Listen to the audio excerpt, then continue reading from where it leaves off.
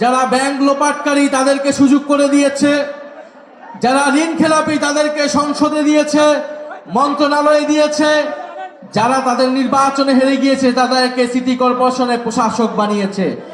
রাষ্ট্রের টাকা খরচ করে তারা নিজেদের নির্বাচনী প্রচারণা করছে। দেশের সকল প্রতিষ্ঠানকে তারা দলীয়করণ করছে। নির্বাচন কমিশন থেকে শুরু করে স্থানীয় সরকার সবকিছুতে দলীয় লোক বসিয়ে দুর্নীতি এবং লুটপাট শুরু করেছে। আপনারা দেখবেন সারা দেশে ইউনোদেরকে মারধর করা হচ্ছে ফ্যামিলি কার্ডের জন্য। কারা মারধর করছে? ছাত্র দল, যুব দল এবং বিএনপির নেতা কর্মীরা। তার মানে ফ্যামিলি কার্ড, কৃষক কার্ড, যে কার্ডের রাজনীতি, সব কার্ড জনগণ পাচ্ছে না। কারা পাচ্ছে? তাদের সন্ত্রাসী বাহিনীরা, তাদের চাঁদাবাজ বাহিনীরা পাচ্ছে, এবং সেটার জন্য প্রশাসকদেরকে তারা চাপ দিচ্ছে। ইউনো